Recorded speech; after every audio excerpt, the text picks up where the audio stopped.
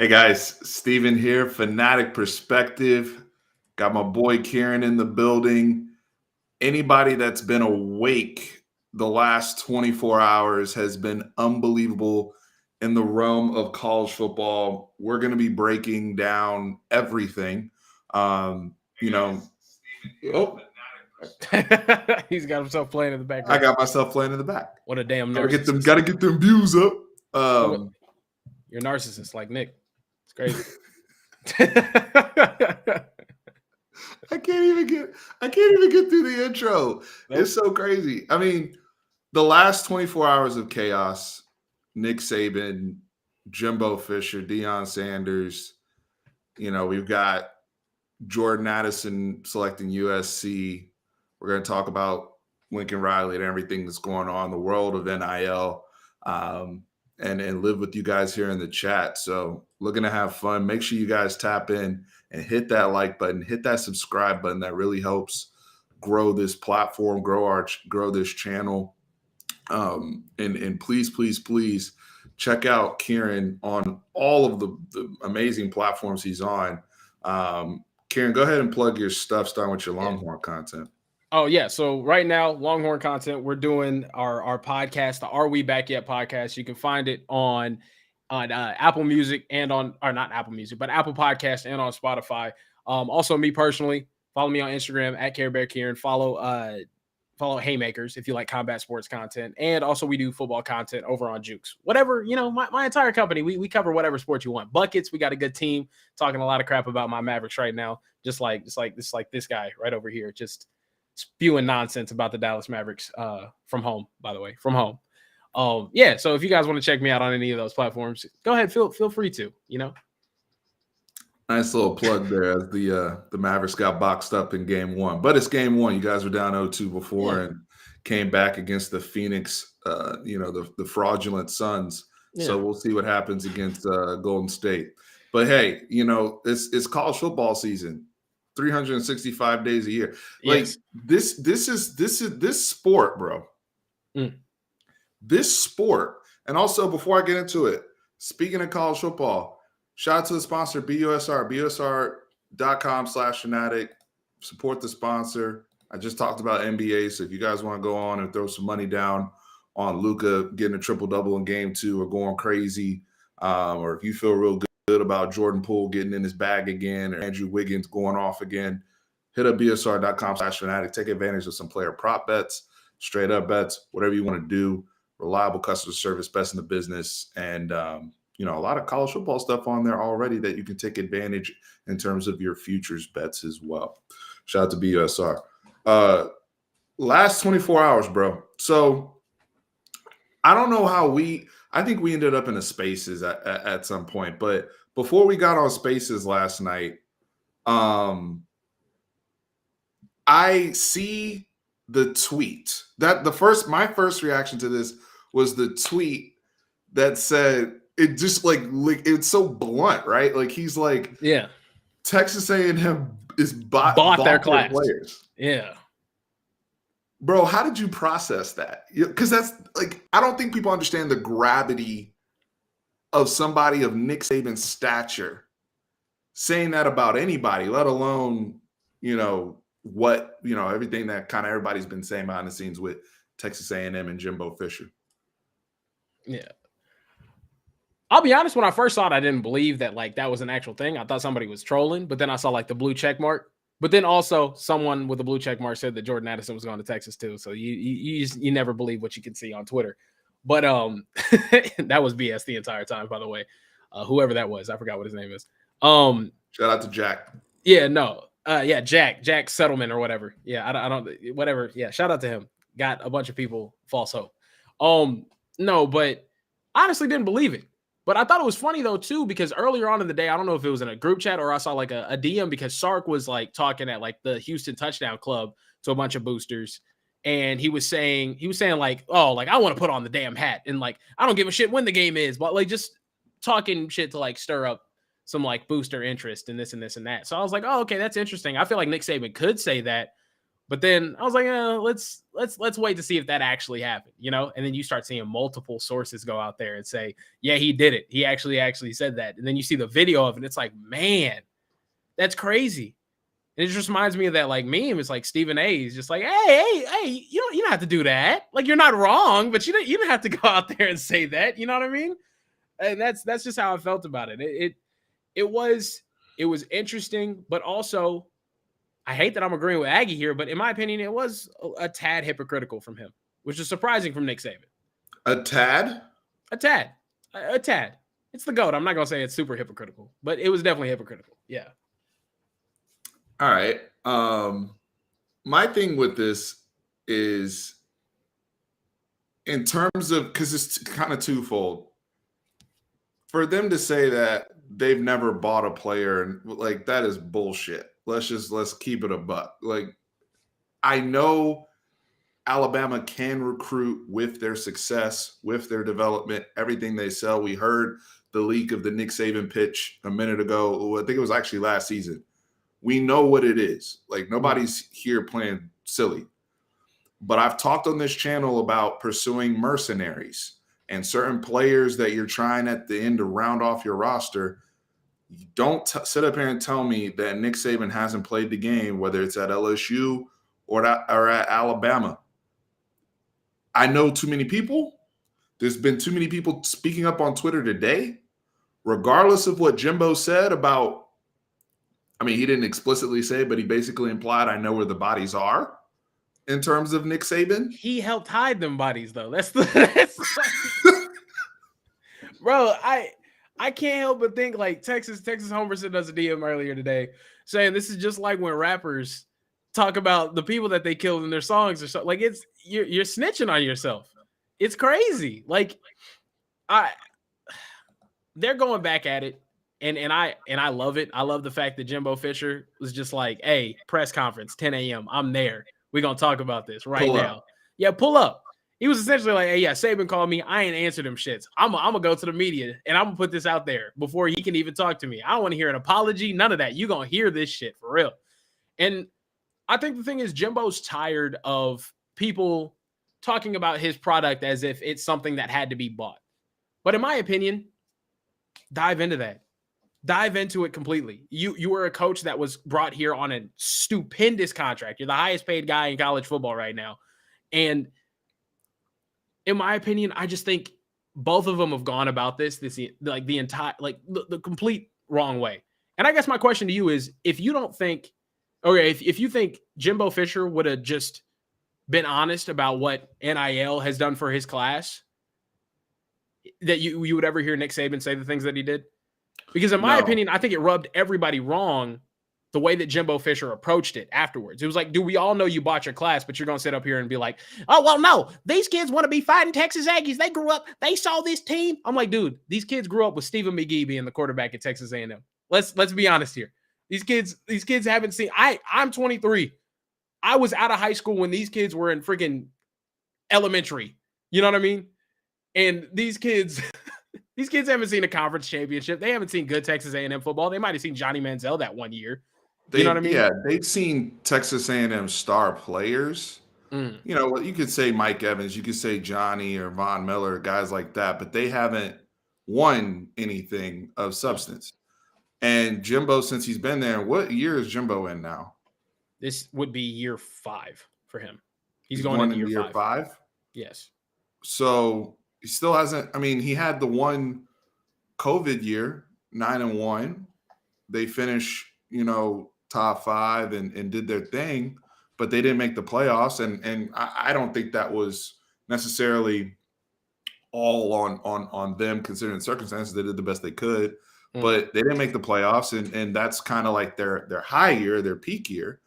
And, when you factor in the lack of success, but all of a sudden you come up with, what a lot of people think are one of the greatest recruiting classes, if not the greatest recruiting class of all time that we've seen in terms of the level of prospects that you sign. And that coincides directly with NIL, but we have there's no transparency. There's no visibility to what these collectives look like and what that means. And it's very, very hazy. It's very, very, our lawyers are really good at what they do. Like, that's all you're giving me, right? And so my whole thing is, if you found the loopholes and your lawyers are great, go for it. I'm with you. Exploit. You got to do what you got to do to win. Jimbo, you came into a program that hadn't been winning. So that's not really on Jimbo. Jimbo's won a national championship. So if you're there, if you're him and you're trying to move and you learn what you learn from Nick Saban, you got to do what you got to do. So I'm not one of these people that's like, oh, A&M shouldn't be doing what they're doing. My whole thing is, don't be mad when people start to assume things that you're doing in the dark. Yeah. If you have no transparency about it. Like, you don't want to give any details. You guys, anytime somebody wants to bring up NIL, you immediately go, well, the kids picked a school. The kids are coming here, blah, blah, blah. And so if you're going to embrace it and be full villain, then be quiet. Like, you got to be quiet when people are getting critical about stuff. You can't have it both ways. And that's kind of been my issue with the A&M side. They want it both ways. Yeah. You talk about it, these things happening in the dark, though, too. Let's be honest, all this stuff's been happening in broad daylight. Everybody knows. Saban built that class on the back of Saban built that class on the back of Camaros and Hellcats. Like, let's be honest here. And I think, yeah, like you're saying, dude, like we know what the model is. We've seen Georgia go out there and pull kids out of nowhere in states that they really just don't have any sort of pull or influence in whatsoever. Like, you've seen it. And like you said, they're all Saban assistants as well. So for me, just personally, I feel like the reason that this has gone this far, warranted or not, was because Jimbo went out there and defended A&M. You know what I mean? Just acting as if these kids signed up to go play for this pride and culture, this cultural beacon that is Texas A&M. Which in reality, let's be honest, it's not a football power. It's not this blue blood. It's not any place, you know? And I feel like for Saban, it's like, okay, like, you guys have come out of nowhere. You're a second-rate university, blah, blah, blah, blah, blah. Things are changing now. NIL's here. He's upset. He didn't get the top recruiting class in the country. Also, it does look fishy. NIL gets introduced. They signed 7 5-stars, have the #1 class of all time. That's crazy. Like, that's unprecedented. But I think both of them, it's crazy, though. Cheating, because though? No. It's not cheating. I don't think it's cheating. I don't think it's cheating at all. Texas Agricultural and LLC is what I'm going to start calling them. Texas Agricultural and LLC can do whatever they want to do, okay, when it comes to signing these kids. But I hate that we're bickering and complaining as if everyone's not guilty of this. Like, it is. It's what it is. And right now we're just having a pissing contest. And honestly, I think the saltiness comes in because of the amount of money that some schools have compared to others. Now, do I think that plays a huge factor? No, but it is changing the game. And I said this yesterday on a Twitter space too. In my opinion, Nick Saban is a person that spots possible weaknesses and chinks in his armor very early. Very early. And I'll be honest. I said this.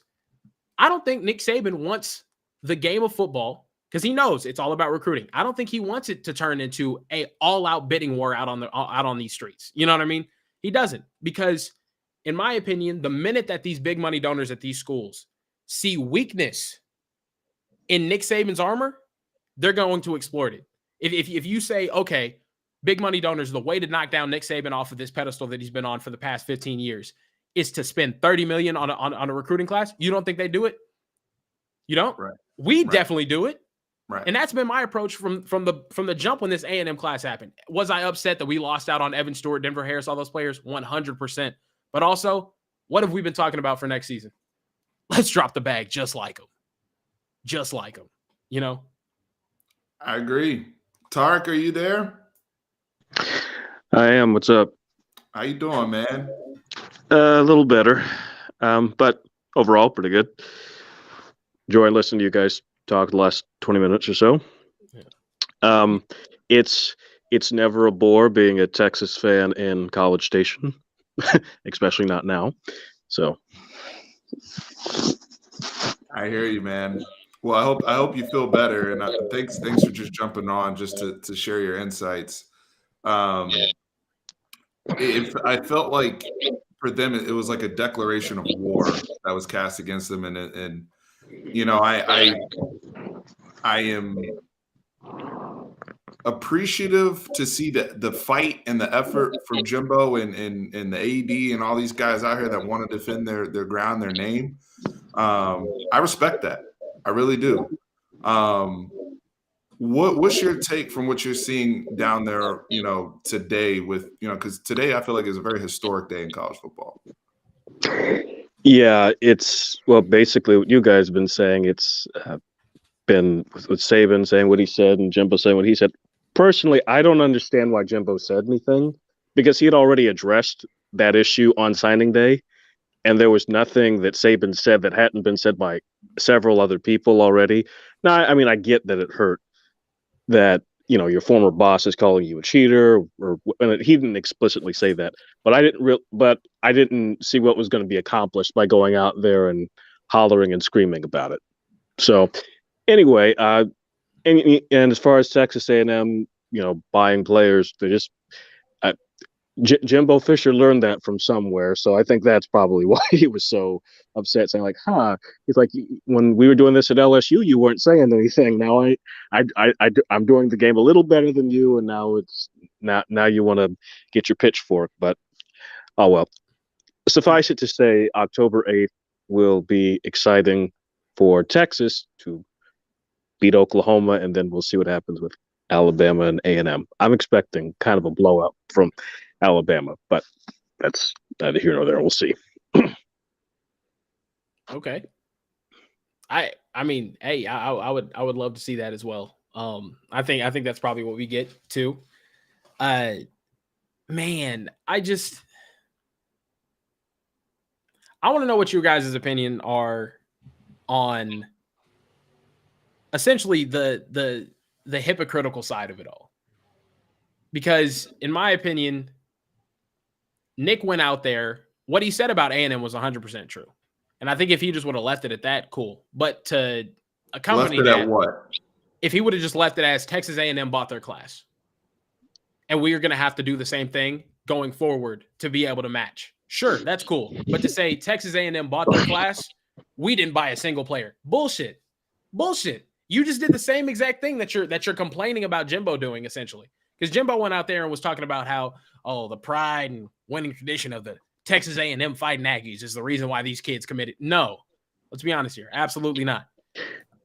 Like, first of all, there is no proud winning tradition of Texas A&M, and second of all, it's like, this should have summed it all up. And Kieran, you and I have talked about this a million times. When Denver Harris committed and he didn't even know what Gig'em was, you knew all those kids were bought. There's just no way. So I was like, I remember him committing. He's like, "Go A&M." I was like, "That's not." I was like, "Oh my gosh, he doesn't even know." Well, let's use him as an example. I'm glad that name got brought up. Like, Denver Harris was a guy that Nick Saban really, really wanted and really wanted to get to Alabama. That's probably why Jay Valai is no longer there and now at Oklahoma's staff. And, Nick's just background with secondary guys and development there. He really, really wanted somebody like Denver Harris. And I think psychologically, he's like, how did I lose this recruitment? Like, how do I not end up with that kid, right? And it's not like I lost them to LSU when they had old boy over there or something like that. Like, I lost to a situation where I feel like, and that's where he's throwing this out there. It's like, you guys are doing, you've done the workaround for pay for play. It's no longer, that's why he was able to say, like, Bryce Young and the other 25 guys that got their NIL money the right, quote unquote, the right way, right? Versus, hey, we're going to money whip you or have money set aside for you to come here and get these deals. That's two different things. And if that's influencing recruiting, which it obviously is, that's where he's like, hey, I have to do something, to Kieran's point earlier about the chink in the armor. Once somebody exploits something or a loophole, what I got to plug this. It's his mentality as a football coach, translating across the board. It's not just in the game. Like he's like, right now, I got to make an adjustment. So it's not just throwing A&M under the bus, but it's also the boosters of Alabama. We got to get in the game. We got to step up. Like Jimbo said in his presser, you were soliciting them for money earlier. Yes, he was. And he will continue to do so. Yeah. Because we got to play the game. And because I've said this, we said this on Spaces last night, you can fall off overnight in college football. Nick knows that. All the smart people that really pay attention to the sport know how quickly you can fall off if you let shit slide. Texas fans certainly know that. Yeah. Happen overnight. What you really have to realize is these coaches and donors are politicians and lobbyists. Straight up. That's what they are. One second. Sorry. All right, there you go. Yeah, no, these coaches and big money donors are politicians and lobbyists. And yeah, of course, he did that at a place where he's in front of a room full of boosters. And he's essentially letting them know, hey, this is what's going on right now. They bought all their players. We didn't do that. To me, that was two things. That was a shot at A&M. And also that was, hey, if we want to get in the game, we're gonna have to drop some bread. For real. We're going to. And I just think Nick's in an awkward situation here now. And I have a hot take on it, and I want to get your opinions on it. And essentially what it is, it's change. It's big change. And I don't think anybody's adapted to change better than Nick Saban. But now I'm not sure if this is the type of college football that Nick Saban wants to reside in. Bidding wars every single year. And if that's what they make it, you can, because this is my thing. Bama has two options, right? They can either keep doing what they're doing, still going to recruit well. You can still recruit off that name. You're still going to be able to pay kids like what they can get. But if A&M is doing it, how does he think? How do you think Nick Saban feels about us coming into the SEC and having to recruit that way? How do you know what I mean? Like, okay, now all these other schools are going to start throwing that much money out there. It's different. It's different. And also, it's the Saban model, but there's something to be said about, okay, do it, but don't be open with it. Don't be just, you know what I mean? Georgia started doing it, but Aggie had no shame this last class throwing the money around. Exactly. Georgia, 13-2 seasons. They've got top class. You know what I mean? 12-1, 13-1 seasons. They have the top class in the country. Aggie has a disappointing season after being at the peak, the year that they should have had their great class. Has a huge drop off, 8-4 season. Now we're talking about them getting the number one class. My opinion, you're making it obvious, you know, but maybe that's why Saban's upset. I don't know.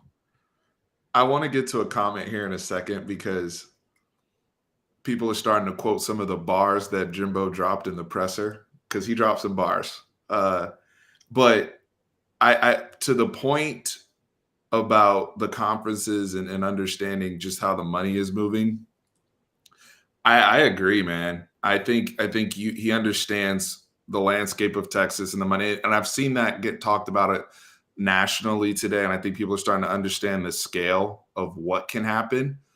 We have to see what the governing body will be for college football and where legislation will fall, and if there's any parameters, especially around the collectives and what things are. I think that's why schools like Texas, like Georgia, like Ohio State have been more transparent with exactly what the collectives are doing and being very open with how they're paying the money out, what the expectation is of the student athlete. Like it doesn't seem to be just done in a dark room at a, masonry lodge type deal, right? Like there's actual, data and things that they're trying to connect with so that, I'm not saying that there's nothing shady going on behind that, but it's perception. And in this game, in this business, you have to play the perception game. And that's what Nick Saban is leveraging right now. It's perception. Yeah. And if you're somebody like that's why Jordan Addison Fisher, perception is why Jordan Addison took a trip to Texas. It's perception. Well, it's perception, right? Exactly. Jordan Addison could not commit to USC that same week when course the not. block was hot like that. Mm. Yep. Thank our friend Pete Thamel for that.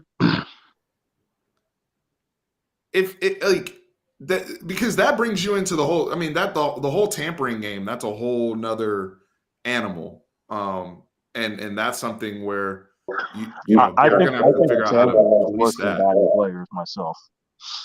What was that, Tar? I think tampering is worse than buying players myself. I don't have much of a problem with buying a player. Like, all right, but not you get your agent and talk to guys on my team and lure them into the portal where I have to like keep re-recruiting you after you're already there. I think that's a bit much. But we can talk about that later if you want. I got the idea of the one-time transfer rule in the wake of COVID and things like that, but in light of tampering and things that are going on, they probably need to go back to if you transfer, you sit out a year. Or maybe do it so like you have to stay on for 2 years and then you could transfer or something like that. Yeah, I feel like it's I could go all day on what I think the NCAA has done wrong. Well, I think anybody can just in general, but as far as the NIL is concerned, they've gone about this the just completely wrong way in my personal opinion. But I just think with the Jimbo and Nick Saban situation, you're looking at two coaches that are both, in my opinion, I don't know which side you're really on, but in my opinion, they're doing the same exact thing. It's just a petty ass pissing contest. And it's a really awkward situation and it's a really tough situation when Lane Kiffin is the one sitting back holding a cup of popcorn and enjoying the show. You know what I mean? Out of all people, you're in the comment row. Kirby Smart sitting back just enjoying this because Kirby Smart did the exact same thing. He did the exact same thing. In my opinion, Jimbo Fisher is just doing the Kirby Smart job in the SEC West. Bruh. That's it. But here's the thing, though. This is where and I know some people are going to disagree with me in the chat, but that's Nick Saban's fear. Valid or not, he doesn't want another Kirby Smart to pop up and emerge because chink in the armor, to your point earlier, before last season, none of his assistants had ever beaten him. Mm-hmm. And then it happens twice on the field. We're not even talking about recruiting right now. We're talking about on the field. Those of us who really, really been locked in on recruiting knew Georgia was coming. It was just a matter of time with Georgia and if the quarterback was going to get in the way or not. They ended up winning regardless. We knew Georgia was that 2018 recruiting class. You can put that 2018 class that Georgia had up with a lot of people. And then Kirby was reinforcing it. The 2019 class was dumb. The 2020 class was dumb. He's still recruiting at an extremely high level.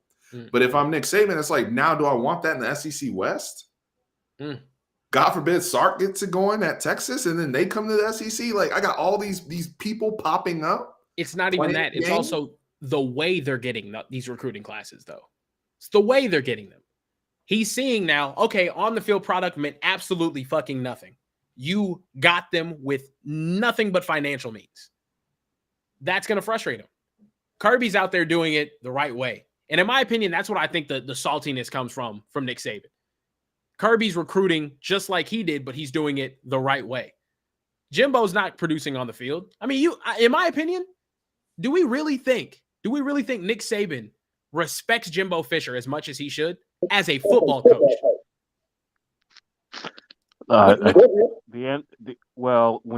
When your answer to a question is, he said, "What do you think of Texas A&M beating you?" and he says, "In golf," I think that tells you all you need to exactly know. I mean, he seems to have higher regard for guys like Lane Kiffin and Sark than he does for Jimbo. And Kirby. There's something must have went wrong long before this because, when those guys all left, Saban was like very complimentary and still is. With Jimbo, it's just like, yeah, that guy. Yeah. And I also want to reiterate, not mad at the way A&M's doing it at all. As a matter of fact, I hope we follow the same exact model next season if we don't play well on the field. Even if we do play well on the field, I want to see us repeat the same model. If you got the bread, why not spend it?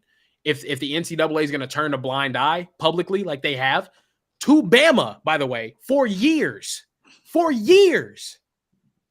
Why not take advantage of it? And in my opinion, I hate that I'm sitting here like probably leaning more on the side of Jimbo Fisher. It's okay when you do it, but whenever I start doing it, okay. Now it's a problem, right? I gave you a taste of your own medicine. And although Nick Saban's the GOAT, nobody in here is going to deny that. I love what Nick Saban has done. Jimbo Fisher on the recruiting trail slapped his ass in the face this year. He did, straight up, smacked him.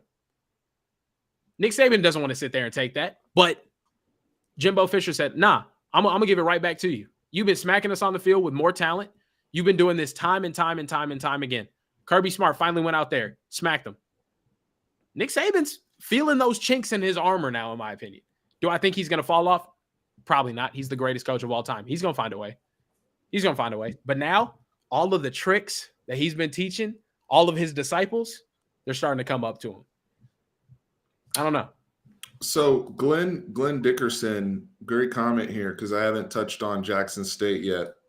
And as of right now, I haven't heard an official press release or anything other than Deion's Twitter. So correct me if I'm wrong. If there was any other content out there today addressing the Travis Hunter situation and what Nick said there, because we know he made comments about Travis Hunter. We know he made comments about Miami basketball. I thought the Travis Hunter thing was awkward too because he was like, I read it in a paper. Like he knows what he's doing too, and I know a lot of us, especially people like myself, who went to a HBCU and we are very, very much rooting for and paying attention to how Travis Hunter does at Jackson State for personal reasons. But also what that means for the scale of college football yet again, and NIL being leveraged.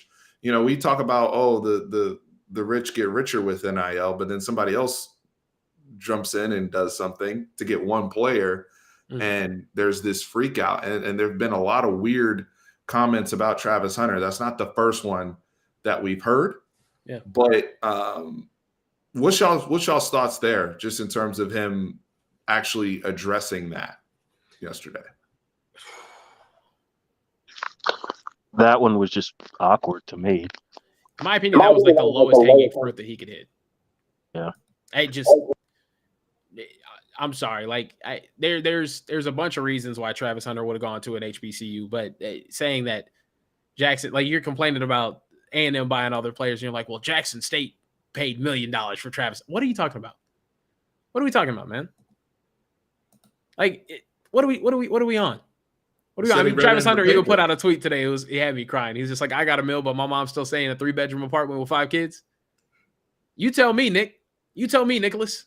I don't buy it, man. I just don't. I don't buy it. I think there's a lot of NIL rhetoric out there that a lot of people are picking up, and to watch it kind of get to the GOAT is pretty crazy to me. Yeah, it just, I don't know. It's weird to me. The Jackson State thing is weird to me. As someone that's in the social media space, as someone that's in like the sports media space and seeing what numbers do and the opportunities they provide, I think Travis Hunter going to an HBCU is phenomenal for the kid's brand. He's going to be featured practice by practice, week by week, game, vlogs, all sorts of stuff on Barstool's page, and he's going to grow his following more than he even would have had at Florida State, which is going to provide even more and more NIL opportunities. He's going to be a superstar, But to sit there and be like, oh, he went there because of money and this and this and that. Come on now. What are we talking about? Tracy Williams, what's up, man? How you doing, brother? The 146 that are in here, we appreciate y'all tuning in. Make sure you hit that like button. And I've thrown up, everybody's handles here. Tarik and Kieran, Are We Back Yet podcast. I also have their links in the description box of the video, but really appreciate them joining here. Looking at the comments, Nino said, how can Jackson State pay $1 million, but Deion doesn't even? Kid doesn't even make it. The man doesn't even make $1 million a year, man. What are we on? Well, the numbers, here's the thing with the numbers too, right? The message board mentality is taking over with the numbers, because you'll hear some, like, even in the spaces last night when you start, like, you had one A&M fan that was like, well, we spent maybe $3 million on the class, and another person that was like, it could be upwards of $50 million. Like, the numbers are a mess when people start saying certain things out loud. We're not saying that money's not out here. And I think something to pay attention to are former players, especially pre-NIL, that were showing their visit money today. How many of you saw that on Twitter? I saw that. I saw that. That was crazy. I know Antonio Cromartie, who is one of the secondary coaches over at Texas A&M, Coach Crow. He mentioned $60K, I believe, for a visit back in around 02-03 timeframe. We saw the Travis Johnson numbers that he threw out there. Sua Cravens threw out some numbers out there. Sua was going crazy today. Sua was going absolutely crazy today. I'm not gonna lie to you. My thing is like this though. Talk about it. Don't try to glorify your school like you haven't been guilty of any of that stuff. Because he was like, I went to USC because I'm like, bro, why? I understand y'all had to because y'all had a shit ton of sanctions. Like the fuzz was on you, bro. Like relax. Don't sit here and be like, oh, USC's clean. Is like, come on, man. Let's be honest here. But yeah, these are things that if you know, you know. These things have been out there for a hot minute. You know what I mean? And to see it being talked about publicly now, crazy. To see people talking about the numbers that they're getting offered to go on visits, for people to see the numbers that they're being offered to commit on television or things like that. Like these are things that have been happening for a while, and it's just kind of like a universal unspoken. But now with the age of NIL, it's kind of a gray area. Like, okay, are we allowed to talk about this now? Are these things that we should be open about? But this is also a good and bad thing. Yes, we're talking about them. We're having these conversations. There's more dialogue around it. But also when you have the top name in all of college football, the face of college football, let's be honest, Nick Saban, right, going at it with one of his former assistants Jimbo about money. The czar. The czar of football. Goodness gracious. Jimbo, hey, that was Jimbo was dropping some bars, man. Jimbo was dropping bars, but also he kind of shot himself in the foot though too. He's just like, ask the people that coach with him how he operates. And it's despicable. I'm like, dude, you learned everything you know about. I was surprised no reporter said, are you speaking from experience? Because you were with him for a while. So yeah. Well, Tarik, there was a reporter there. I don't know who it was. I don't know any of the A&M reporters. There was a reporter there trying to ask real questions about the collective. And as soon as they started getting into it, he was like, I don't know anything about that. All right. Which Bruce Feldman said is absolute nonsense on the Rich Eisen show. He's like, there's no way a coach doesn't know what's going on with the collective that's made for his program. I mean, that's what the collectives are for football teams. Yeah. Texas Agricultural and LLC. Yes, exactly. Texas A&M. I mean, yeah. I mean, it was 10 minutes of ranting by Jimbo, and it was the exact same thing he did on signing day. And I was like, oh, this is getting tiring. I mean, I personally thought it was entertaining. Hell yeah, super entertaining. It's probably because I live and go to school there, so it's like this again. I got you. And I want to ask you guys, who are you? What side of the argument are you leading on? Are you more Team Jimbo or are you more Team Nick? We got an echo on somebody's mic. Oh yeah, hey Tarik. That was mine. My bad. Yeah, no. So I just wanted to ask you guys: Are you guys leaning more Jim Bob or more Tricky Nicky? I cannot believe the words are coming out of my mouth. Excuse me, I'm about to throw up. Hashtag Team Jimbo. I'm rocking with Team Jimbo right now. I'm not gonna lie to you. I cannot believe it. Like, yeah, I mean, like I said earlier, I don't agree with him going out and talking about it again because he had already addressed it, and it just makes you look more guilty when you do that. But he was spot on. He's like, look, I'm just doing what I learned from you. I'm doing it better, and NIL means now it's legal. So don't at me. I do think this too, though. He didn't need to say the whole, well, Nick tried to call me and I wouldn't take the call, but I never backed down from anybody. I was like, you're backing down by not taking the calls. It's like, it was just a lot of face palms for me watching that. But I agreed with what he was saying. So yeah, I'm Team Jimbo on that. And I just didn't. And while I agree with Kieran saying that Nick Saban sees a chink in his armor, he really didn't need to go there. I was like, why are you doing this? It's like, whatever. I need to find that. Is that an actual video? Did someone put the ether beat over Yes, Jimbo's they did. I retweeted it. I'm finding that right now. I'm not gonna lie to you. I That is hilarious. Wait, Kieran, I thought you didn't like old school hip hop. Definitely don't. Oh, okay. So how do you know about the ether beat? That is definitely old school. Yeah, I just retweeted that. Nah. Yeah, you start playing that. Yo, I'm telling you, that's gonna be somebody's intro to an album or a song. Just him like pick any 20 seconds of that rant where he's just going in on everything under the sun with Nick Saban, and I don't even want to be associated with him. Like, I love it. But here's the thing: if I was a Texas A&M fan and that was my head coach, and we feel like we're under attack, we already feel like we're under, because this is the question. I wish BA was on here.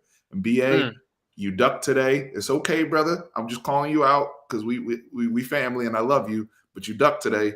BA needs to be here to defend his set. This is crazy. Like this you is crazy. said, No, give him the slander. I'm gonna be like Pat Bev. Give him the slander. Well, give him technically, that Ben Simmons slander. This is ridiculous. No, he needs to be here to defend his set for real. You do have one Texas A&M student on this, so I guess it's okay.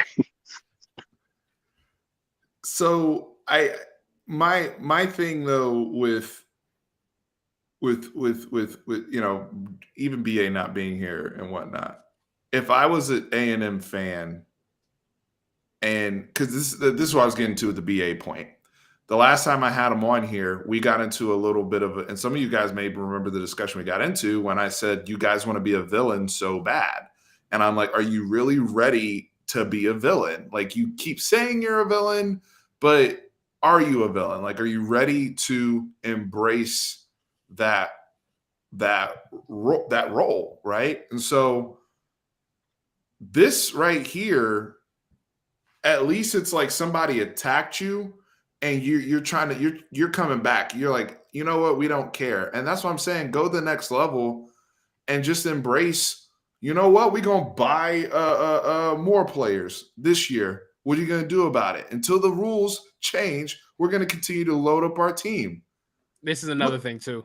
People need to throw away this idea of putting guardrails on NIL. People need to throw away this idea of things changing. The transfer portal, the tampering can definitely be changed. What we are talking about right now with recruiting and NIL will not be changed under the NCAA whatsoever because of how they have built the NIL. It will not. The NIL rules are so messed up because they wanted to wash their hands of it. They didn't want their name. They didn't want anything attached to it. They want schools paying these kids. They don't want any of that. Any dude that owns a fucking car dealership can be like, hey, this picture of Devon A. Chain is worth $150,000 to me. That's what I'll pay his name, image, and likeness for. How are you going to tell him that he's not allowed to do that? They want all of these NIL deals to be done through third parties. What they should have had was structured payments from these schools that they could regulate. But now you've opened it up to this. Congratulations. Welcome to hell. You're going to get the powers staying at top. And honestly, it's made it even more difficult, in my opinion, for the smaller schools because talent development and goodness gracious, talent evaluation means 10 times more now because you can't just pay the kids. And when they do get paid, you accompany that with this transfer portal problem. Why would a kid stay at a small school where he's not going to get paid if he's an elite player? Why would he? Jordan Addison left Pittsburgh for a reason. If you're one of the top players in the country at a small school, I'm telling you right now, if NIL was around when Lamar Jackson was at Louisville after that Heisman winning season, he would have been the first Heisman winner you saw transfer. He could have got a shit ton of money to play bigger football at another program. Yep. This is the new age of college football. Nick Saban sees it. They all see it. It is what it is. Well, I mean, the thing there is the tampering aspect of it. And I mean, we know what it is in terms of the player seeing the opportunity or the player's camp seeing the opportunity. But what do you do? How does that that can't be good for the sport overall, right? Like if every single time somebody's just going to bounce, or is that where we start getting into the super conferences and this really, really establishing levels to this, because that hasn't dropped yet. And what the playoffs will eventually be hasn't dropped yet either. Because we've had all these conversations. I mean, remember when we used to talk about opt-outs? Like now you can use the money to protect opt-outs, I feel like. Since it was like, get creative in using the money to solve some of the problems you already had. Maybe that helps with some things. Maybe you want somebody to play a bowl game, you slide them a few extra bucks. I don't know. Like I think you could actually start seeing just shifts all over the place. It's really interesting to consider. While we're here and talking, though, John Johnson said Congress is going to get involved. Let's talk Jordan Addison. So we find out today he's decided to transfer to USC. He's going to be joining Lincoln Riley, Caleb Williams, Mario Williams, the whole lot. Travis Dye, like all these guys over there that, they're building up, weaponry, right?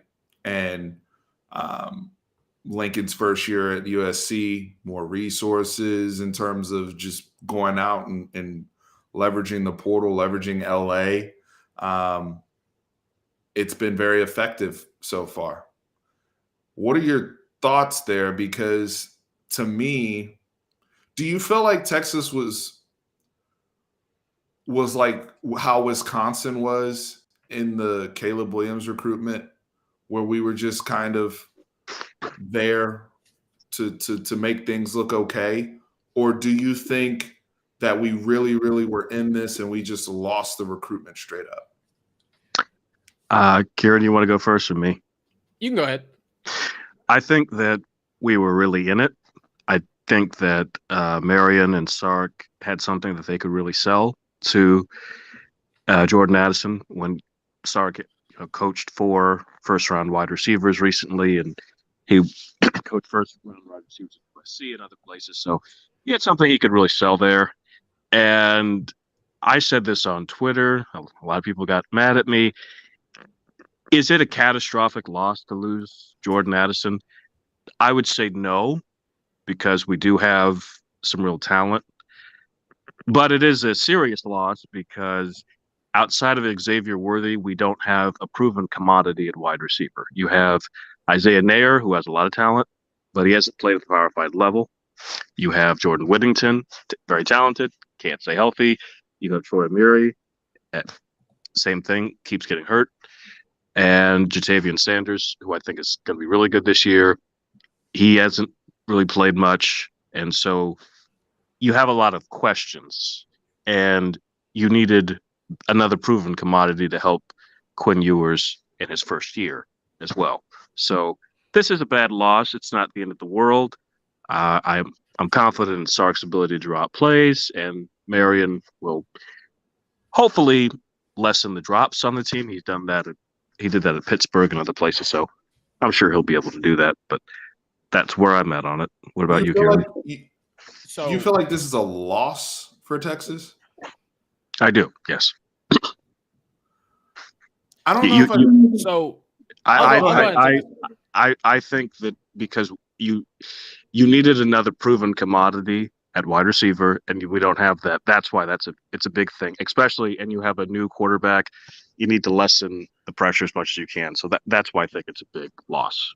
So I think, okay, I'll get to that. I'll get to that point. Actually, no, I'll tackle that point right now. I don't view it as a loss. More so, although I haven't seen Isaiah Nair produce at the Power 5 level. I watched him score 12 touchdowns and almost have a 1,000-yard receiving season in a primarily running offense over at Wyoming. I think that's impressive as it is. I mean, they were running a 2-quarterback system at times over there. He's a phenomenal wide receiver, and I think he's going to be able to produce a whole lot when he's here. You grab an Ajay Hall, talented player. I like you said though. I don't really want to like depend on maybes. Jordan Whittington, if he's able to stay healthy, I think phenomenal wide receiver. I think he's proven whenever he's healthy, he's one of the best players that we have on the offense. But to your question though, Steven, about whether this was a Wisconsin type deal, I don't think it was the same thing as Wisconsin, but I compare this to the other two recruitments where you heard schools' names before they actually hit the transfer portal. You heard USC's name before Caleb Williams. Well, no, I mean, like Lincoln went to USC. Caleb wasn't saying I'm staying or not. Everyone knew he was going there. You heard Texas's name before Quinn Ewers hit the portal. Everyone knew if he hit the portal, he's coming to Texas. You heard USC's name before his name was officially in the transfer portal. It was going to be USC the entire time. It was.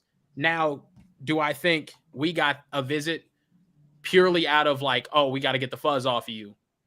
Probably not. I think he had a really good relationship with Marion. We're a phenomenal university I think we're going to have a great offense this year. But also, I don't view it as as big of a loss because to USC, that's a need. They need a surefire, dependable number one wide receiver. They do not have one. They don't. I love Mario Williams. He is not. Yeah, he's not proven that he's a dependable number one option. He's a 2 or a 3. Well, he can be a number one, but right now he's not. I actually think this helps Mario Williams. Yes, 100%. It takes the pressure off of him being the number one guy. For us, he was a want. We have a number one wide receiver. We have our Blitnikoff Award, hopefully winner and finalist. You know what I mean? Great point. Like, I don't think it's the same thing. Obviously, it would be phenomenal for him to come here, but also, what was everybody saying the entirety of this recruiting process? SC's in it, SC's in it, SC's in it. Yeah, we got a visit. That was a surprise. Us even getting a visit was a surprise. If he would have committed that week after, all that buzz about it was the rumors that Pat Narduzzi called Lincoln Riley, all of that stuff. Obviously, we wouldn't be having the same conversation. They'd be like, damn, he just straight up went into the transfer portal. I mean, no, straight up went into another team's roster and took him. Talked him into the transfer portal and got him. Now we're sitting here as Texas fans saying, well, damn, we were close. We could have got him. It was really, come on, man. He was going to USC the entire time. So I want to address Champ Bailey's comment here because the difference with O'Shawn Mathis is what Kieran said in relationship to Quinn Ewers, right? Where we're always tied to the player on top of Gary Patterson being at our school too. Like, it just made sense to us that would happen. And it was a position of need. So it's still a position of need. It's still an issue to the point where we may have to use different defensive formations and tactics just to get by because of not having that type of talent at that position. That was never the case at receiver. And let me be very clear about something, because I made the 5 things I'm excited of why I was excited Texas got involved. I do want Texas being aggressive. In this realm of college football, we've been talking about, the NIL and all these other things, and A&M doing, having a whatever it takes mentality with their money to try to get talent. Well, we have to have that mentality, especially when we have those connections there, like we did with Brennan Marion, to pursue it.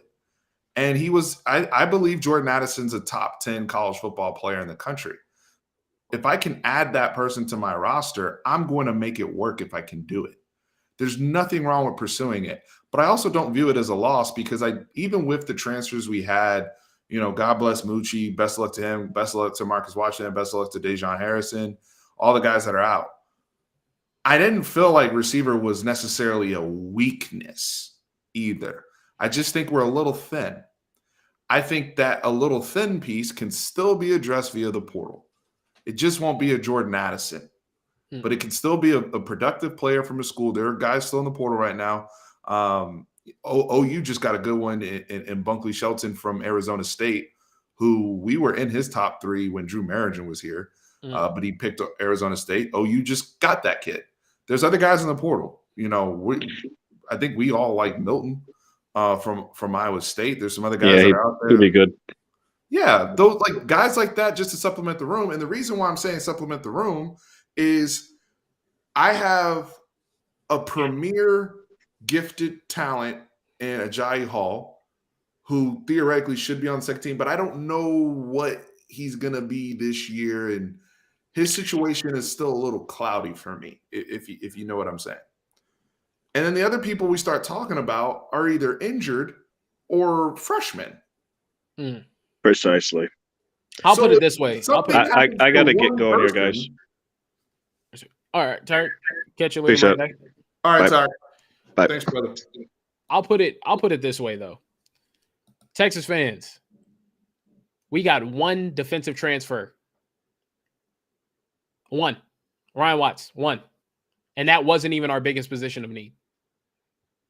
So, like, I really don't want to see much pissing and moaning about us missing out on the Blitnikoff Award winner whenever we've already gotten two wide receivers that I think are going to be able to contribute in a really good way for this offense. You know what I mean? And why? Hold on. Let's diagnose this. Because I keep hearing, this is something else I wanted to address tonight, and I'm glad you're taking me there in thought. People are saying, well, Steve, Kieran, why aren't we hitting the portal on linemen, bro? Why aren't we getting a left tackle, bro? Why are we waiting on the freshman? Why aren't we getting another edge? Those people are not just sitting in the portal. They're not. It's certain positions. Let's just call a spade a spade. Premium positions. Those are premium positions. That's why I've said before, and I'll keep saying it again.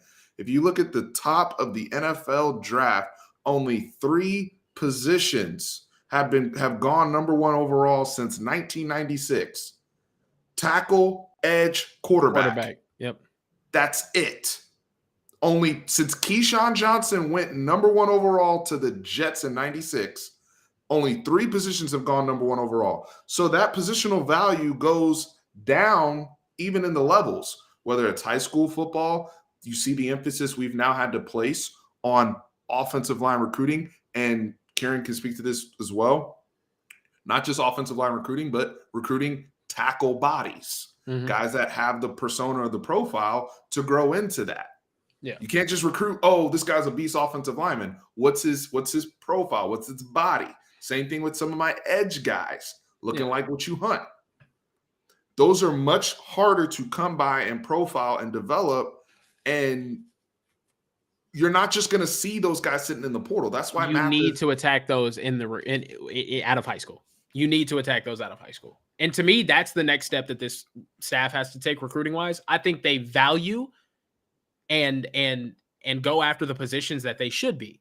You know what I mean? I don't think Tom Herman really put an emphasis on elite offensive line recruiting, which obviously came to our it's punishing us now. You know what I mean? We're seeing that now. Also, I don't think he put too much of an emphasis on speed. You know what I mean? Like that's also a thing. I've talked till I'm blue in the face on that. But now, to me, that's the next step that Sarkisian and company need to take. Will you be out here recruiting these 5-star edges? Will you be out here consistently recruiting these offensive linemen? They've done it on the offensive line side. I don't really have a concern with that going forward. The fact that we have the greatest offensive line class we've ever had in school history already, year one, first full recruiting class that we have, that's what we brought in. Love it. Absolutely love it. Can you do that now on the defensive side of the ball? At all of the premium positions on the defensive side of the ball. That's my big concern. And that's why I'm sitting here like, yes, we lost Jordan Addison. That sucks. It really, sure. If we could have had Jordan Addison, that would have made our offense, in my opinion, right there with Ohio State as far as elite level playmakers all over the field. Probably an unstoppable offense, regardless of how mediocre the offensive line play could be. Like our boy 40 says, we would have all the Infinity Stones. Yeah, you got all the Infinity Stones right there on offense. But my thing is now defensively, what are we really doing to tackle our issues? You know what I mean? And I get it. Yeah, those are premium positions. Elite edges aren't hitting the portal every year. They're just not. They're not. And honestly, you know what else I didn't realize though too? And I've been talking about this. I've been bitching and moaning about us not getting elite edges or not getting O'Shawn Mathis or Luke Sanders. What did we do last year in the transfer portal? We got edges. How many of those edges produce for us? 0. Not a single one. Ovi hopefully can this year. Yeah. They played, but they weren't very productive. Now we're hoping that Ovi gives us something this year. Exactly. But Ben Davis and Ray Thornton. Ray Thornton didn't give us anything. Didn't give us anything. It sucks, but at the same time, like, you're not going to find those. You have to get those in recruiting. You have to. Who has the best defensive line coming back this year in college football? Bama. Right. And what do they have on both sides of the ball? Guys that are going to be top 5 draft picks probably. Will Anderson will be taken he'd get taken number 1 if quarterback wasn't a premium position and this was a good quarterback class. Do you believe that Will Anderson has not taken any NIL money because he doesn't want to be distracted? Did you see that note today?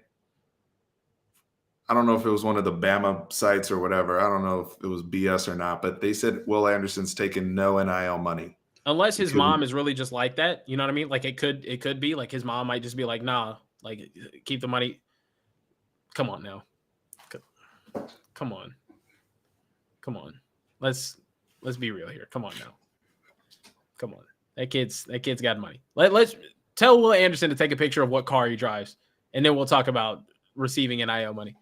He might not have accepted like actual cash as compensation, but I guarantee you he's got a black card at Chipotle and a you know what I mean? Like, come on now.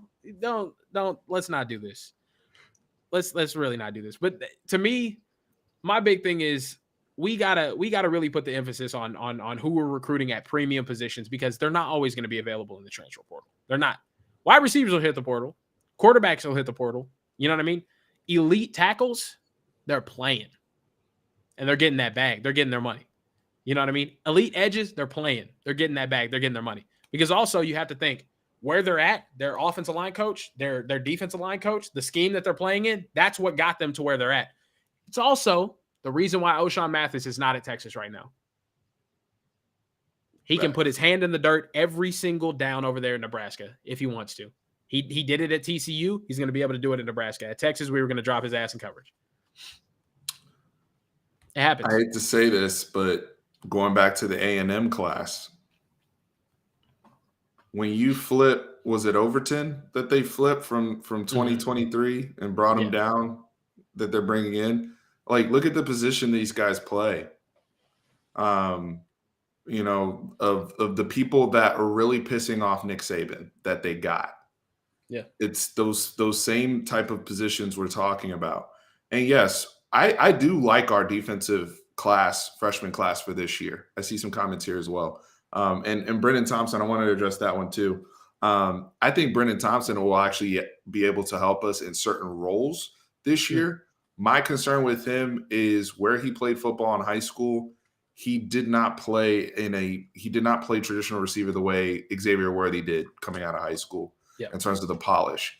But I do think he can be bubble screen. You get the ball in his hands and let him fly. I do think he can, do some sort of, some of the speed routes, orbit motion, jet sweeps, get the, some of the stuff that Percy Harvin, quite frankly, did very early in his career at Florida at times. There's a lot of creative ways you can use people like that as they develop into what they will be as a football player. And that's not even to mention what he can do on special teams. It's the same project we're going to have to sorry, I don't mean to interrupt, but yeah, I think it's the same project we're going to have to do with Ryan Niblett, who just committed as well.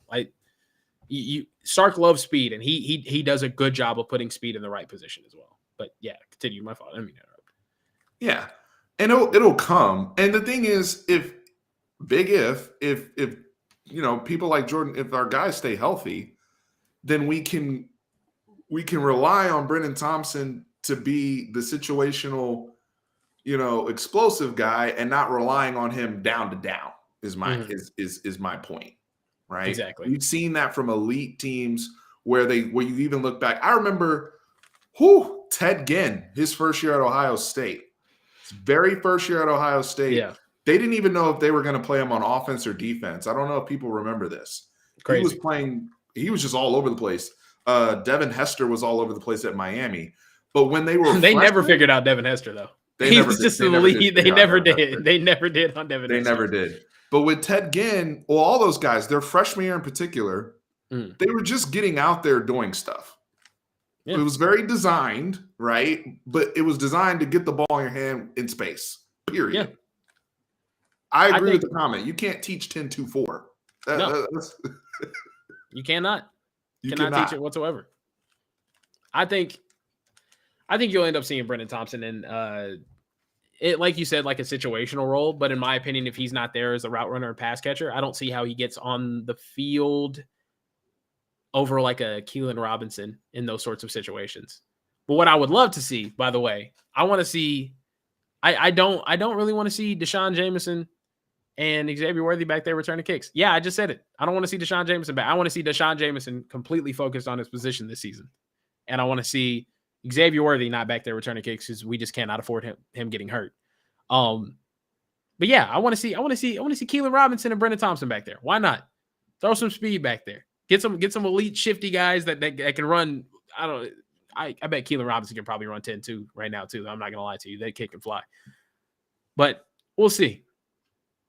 What's up with this cap in here? People talking about Kieran moved to LA and switched up. See, that's just Peter, bro. They think because I said USC is winning the Pac-12 that I'm some sort of LA homer out here. I really think they are.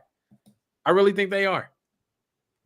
That's the thing. What does this mean for USC? I think Addison going to USC is a really solid move. They have easily far and away the best offense out there. Addison, Mario Williams, Caleb Williams. Plus you get Travis Dye playing running back out there. This is my thing too. Also, as Texas fans, I don't want to hear you complaining about how bad USC's offensive line is when we talking about our offensive line last year and how good we gonna be on offense. It's hypocritical. Let's be honest here.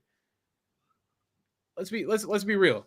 Oregon, really tough team. They'd have to meet them in the Pac-12 championship. Utah, they have to play, but I'm not scared of Utah. I'll be honest with you. I mean, I do like. I do think Cam Rising. I love what I saw from him last year, though. He was solid. He was solid last year. That's an example right there of sometimes it takes a couple years, but when the light bulb comes on for the player or they get comfortable, you really see the whole skill set come out. I think Cam, he did a great job last year, and I think he's going to have another great season for Utah. But I'm with you in terms of the potential that USC has. And it's not going to take them long where they are. See, here we go. Teasing here saying Kieran's a closet fan. Who's going to block? Who's going to block for us? We're going to start 2 or 3 freshmen. I'm telling you right now, I think 3 freshmen are going to end up starting for this Texas team this year. LJ, what are you talking about? We must agree with Saban's horrible logic. I would love. What was his comment before? You said your previous comment didn't come up. Please tell me what your previous comment was. I don't think you've been listening close enough because I think even when Tarik was in here, we all said that we're leaning Jimbo in terms of the dispute that's going on between the two coaches. Yeah. I have no problem with how Jimbo responded. I would want my coach to respond with heat and energy. Now, he did indict himself. Yes. Yes, he did. He 100% indicted himself. They're both snitching on themselves. The past. My boy Jaquindon, I got to mention my Duncanville guys up in here. Yeah, Jaquindon Jackson. It's actually looking like he is going to be the backup for Cam Rising. He looked phenomenal in the spring game. He's picking things up right now. He picked things up in spring practice a whole lot better. The kid went through a lot, man, a whole lot for real. So we'll see. He said, bro, we went 5-7 in year 1, but see, this is the thing. We're also making the Texas comparisons with USC as if USC's offense this year isn't way better than our offense last year. It is. It's way better. They have a Blitnikoff award-winning wide receiver. Yes, we had Xavier Worthy, but they also have Mario Williams, who's more talented than whoever our second option was last year. Yeah, and they have Caleb Williams. We had Casey Thompson with 1 thumb. Come on now. Let's be honest here. USC's one of the Pac-12, man. I'm telling you, the hype's real. Also, I trade Corey Foreman. I trade 2 players on our defensive line. Any 2 that you want to pick for Corey Foreman. Straight up. That's how good. We don't have an edge like that.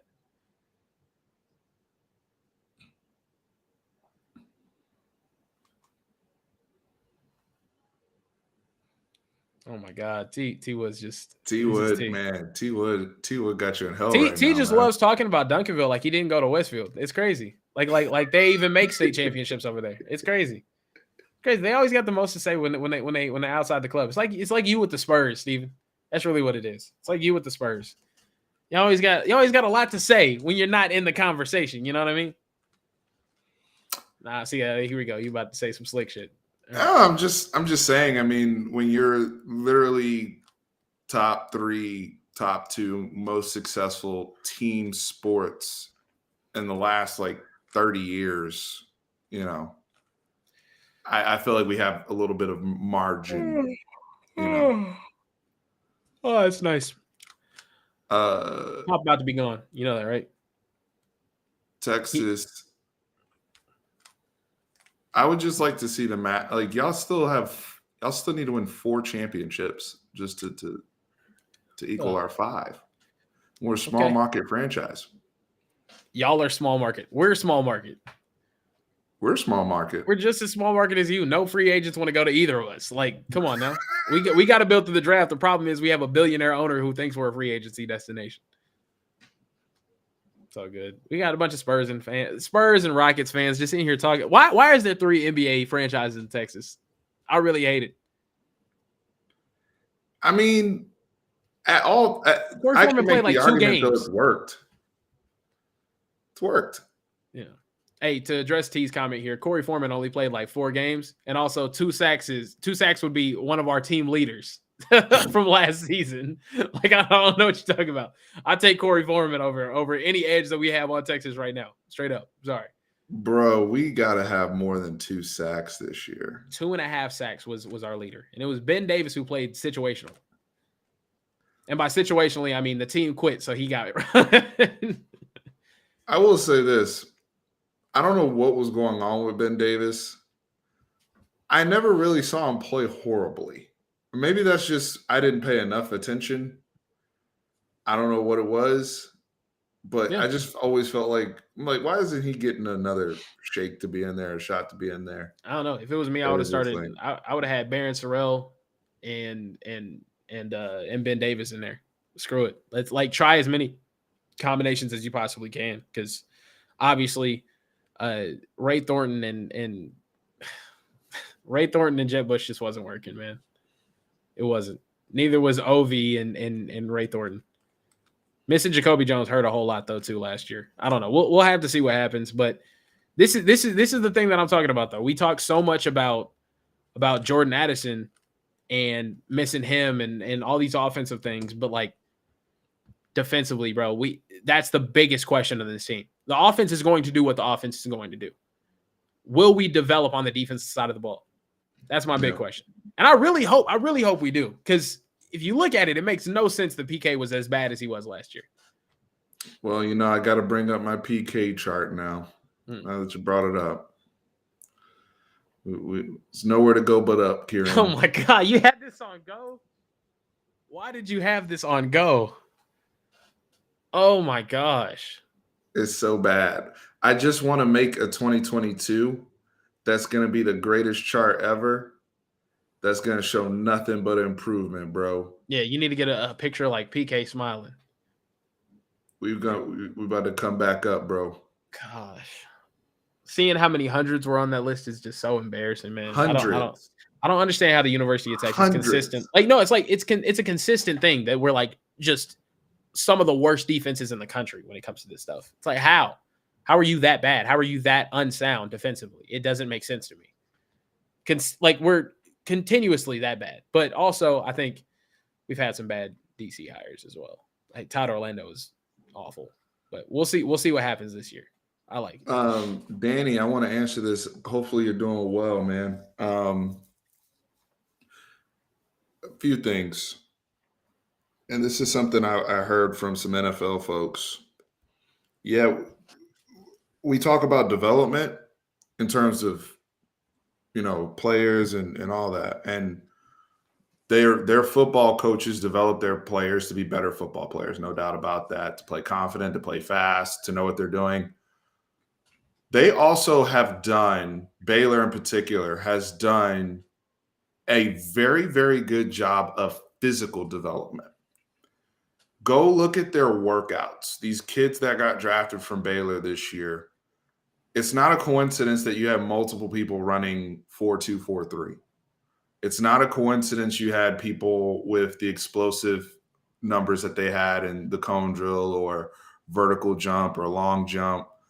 Like that stuff starts to translate because what happens is we still pay attention to what they were as recruits when they came in. And we're like, well, we had this guy was a 4-star, and this guy was a 5-star, and that guy at Baylor was a 3-star. But that guy's body at Baylor is totally different at 21, 22 years old, and his physical is totally different. So I'm only saying this because I actually had Lando and I got to have a conversation like with a real ass NFL player personnel, and they were breaking down traits. Because we were talking about this with Travis Hunter last night in Spaces. They are looking at traits as much as, not film obviously matters, but these guys at Baylor, when they started coming on, the Petries and the Tyquan Thorntons of the world, and they worked out like first rounders, is my point. Yeah. Bottom line, explosive. And so we used to be there like that though. I remember NFL people being giddy about Aaron Williams his freshman year with his measurables. We used to have guys where it's like, oh man, these guys, Texas has a bunch of freaks. Mm-hmm. Vince Young's workout. Shit. Vince Young was what, 6'5" and a half? And weighed in, I think, at 234 and ran a sub 4.6. Freak. That's a freak. Yeah. Michael Huff at safety, run 4.3. You had that. You had that, man, to be honest with you. And you know what's crazy though? Even looking back too, like, all right, if Texas fans after this live, if you have the chance, go back and watch, it's up on YouTube, Texas versus Missouri 2008. And watch how that defense runs to the ball. Yeah. It's like they're playing a different game. It's like it's a completely different, like just how fast they are getting to the football. It's crazy. It's crazy. Watching Aaron Williams out there chopping people down, getting to the football quick, bro. Watching Sergio Kendall blast off the edge. Like they're a powerful, fast ass unit. We haven't had that sort of speed here in years. The last time I felt like we had that sort of speed on defense, probably the 2017, 2018 defense.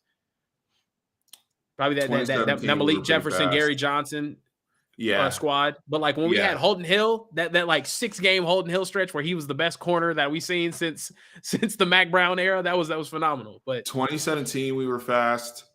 2014, I think that was Jordan Hicks's senior year.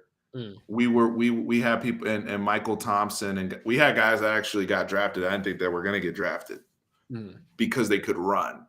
Yeah. Like it's really not deep, guys, with how things translate. And I'm not saying, obviously Josh Thompson can run. Josh Thompson ran a 4.4. His body looks great, all that. But we're talking about the combination of the film and your film, you look like how you're working out. Like it's translating across both. Yeah. It's verified, I should say. It's not like when you watch Vince Young play, you're not surprised that he's running 4.55. Yeah. You see what I'm saying? Yeah. Like it's verified. We play slow. Okay, yeah, that makes sense. That's how he was moving. I think there's something to be said too about like what's going on in these defensive meeting rooms, because we're a lost unit constantly.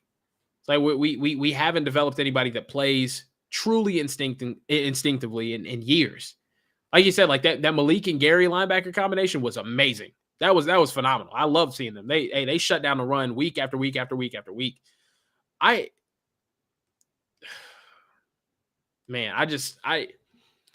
tough. It's tough. We just haven't had those sort of defensive performances in such a long time. It's hard. It's really hard. As a fan, it's hard. It's hard to go out there and watch them week after week just let us down. And honestly, too, I want to have this conversation about PK as well. looking back on it, man, it's just he does have rough first years, but it's although PK might not work out, PK might not be the guy. We might find out that he's fallen off. This is a Texas thing. It's been a Texas thing. It's been a Texas. It's been a Texas thing. What defensive coordinator have we had that you could say since Will Muschamp was here?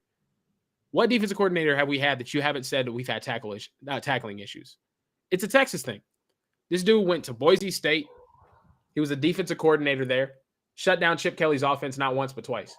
Got him so frustrated. LeGarrette Blount was punching the DN in the face.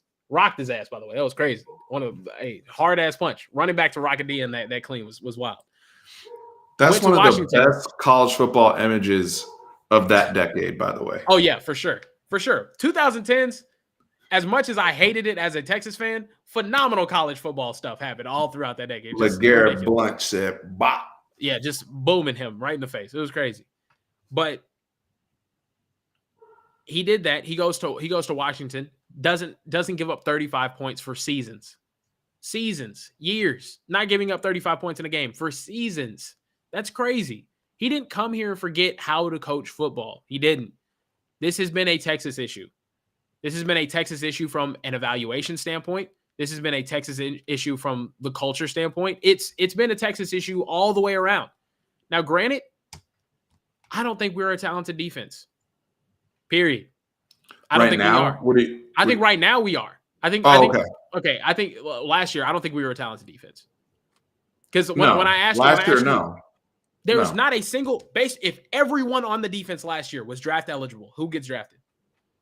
Nobody. Not a single one. Nobody had draftable tape. Exactly. Nobody. This is something because I want to be very clear about what I'm getting ready to say. There's only one player right now that when I say right now, like if they declared right now, I'm talking about sure thing. It's Bijan Robinson's the only person right now that's a sure thing to get drafted. We think that he's a first round talent that plays a very low value position, unfortunately. Yeah. So he could still end up in a situation where he doesn't get picked until 35 or 34 because he's a running back. Yeah. But he's special though, even on first round running backs. Yeah, and he's gonna be RB1. But that's it. I'm glad somebody brought up Overshown. In my opinion, DeMarvion Overshown right now, even with his size and measurables, and I do think he'll work out really well, based upon his tape, he is not draftable. Last season he was not. He's not. I'm telling you again, this is direct information from people I talk to that are in this realm. He does not have draftable film right now. He does not. And the problem is, too, this is something that Omenihu went through as well. Charles Omenihu, who had a really, really good last year at Texas, still ended up falling to like the 5th or 6th round when he really shouldn't have. He should have been in probably a 3rd or 4th rounder, maybe even higher with his size and his production that he actually had.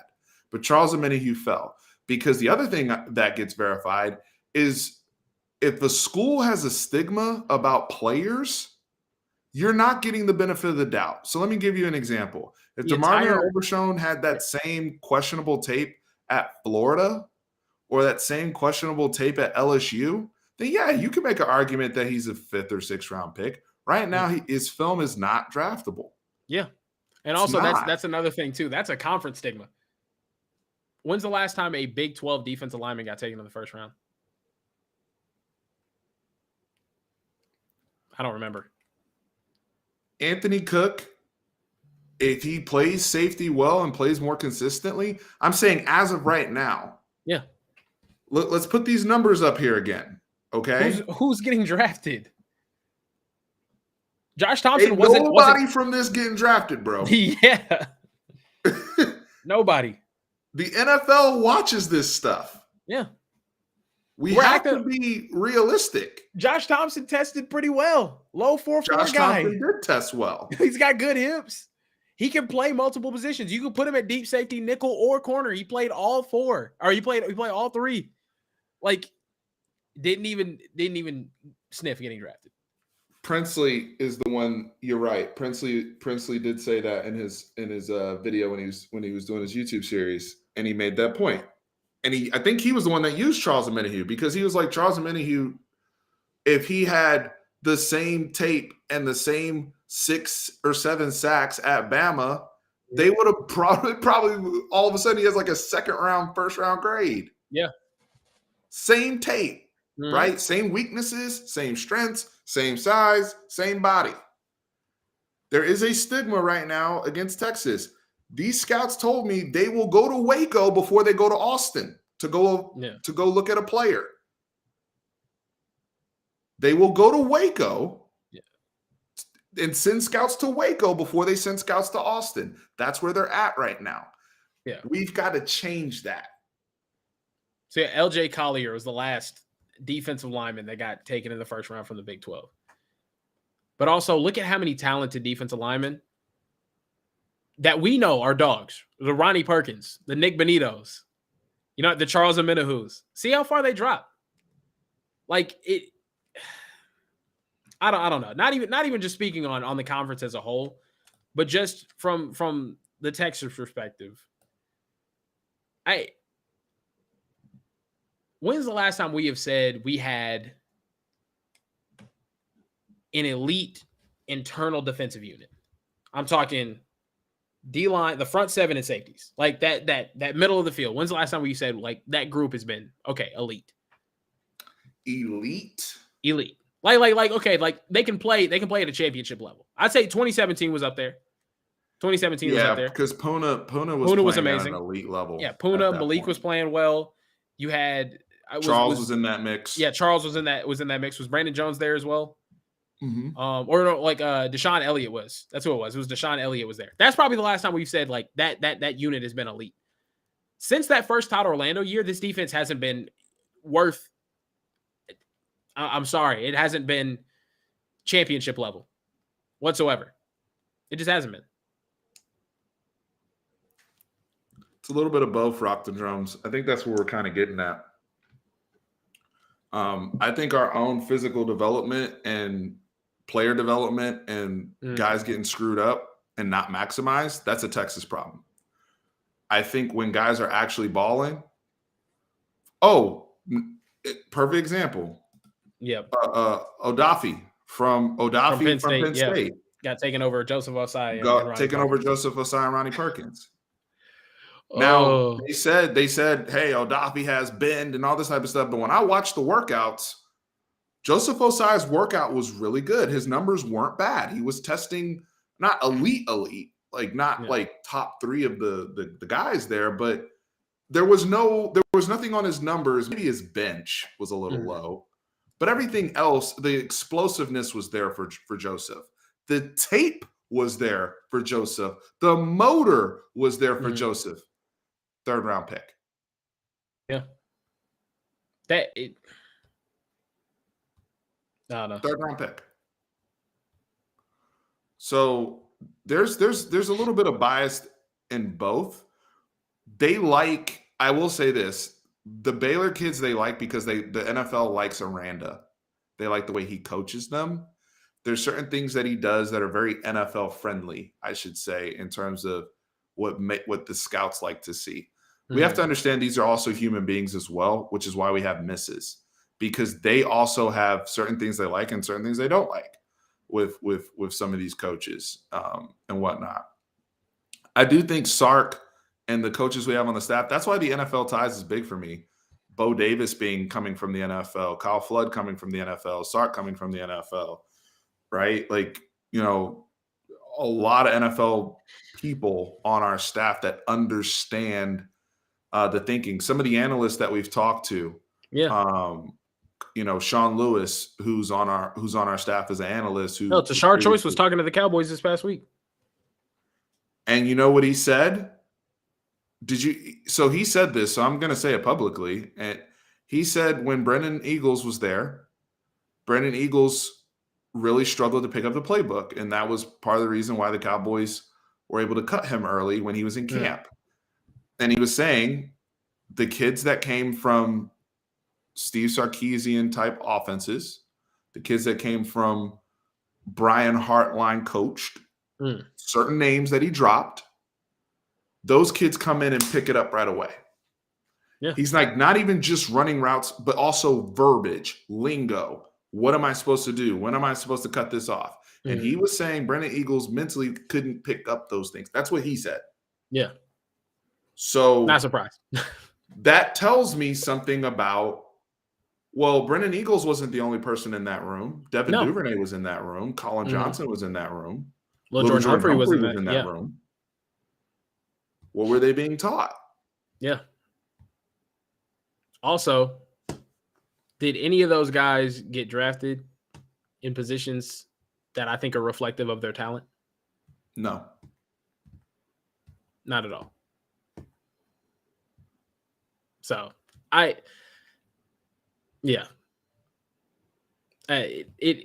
think we've struggled so much with development. I think we've struggled so much with evaluation as well. You know, we need a defense that we can look at and say, oh, he's going to the NFL. He's going to the NFL. He's going to the NFL. He should be going to the NFL. We're talking about Alfred Collins right now. He was this 5-star that was super duper hyped up, and everyone's saying, oh, he has like future, like after his freshman season, they're like, oh yeah, he has like future first round NFL talent. This is his draft eligible year. Right. Can you comfortably say, yeah, exactly. But what I'm saying is right now, at this moment, can you say that he's comfortably in the first 2 days? He's a first 2-day draft pick? Not right now. No, he's not. He has to get there. He has to get there. Yeah. Some of that is on him. Some of that's on the team playing him out of position. And I love Alfred. That's my dude. Same.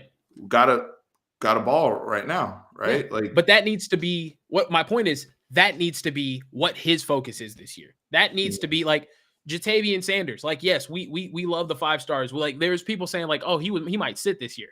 And then some people were kind of surprised when he came out in spring and started killing shit. No, that needs to be what happens. That needs to be the expectation. He's going to the league after next year. I don't want my top 15 players sitting and maybe he'll play his junior year. Fuck no. Sorry for my language. No. The expectation needs to be league. Alfred Collins, league.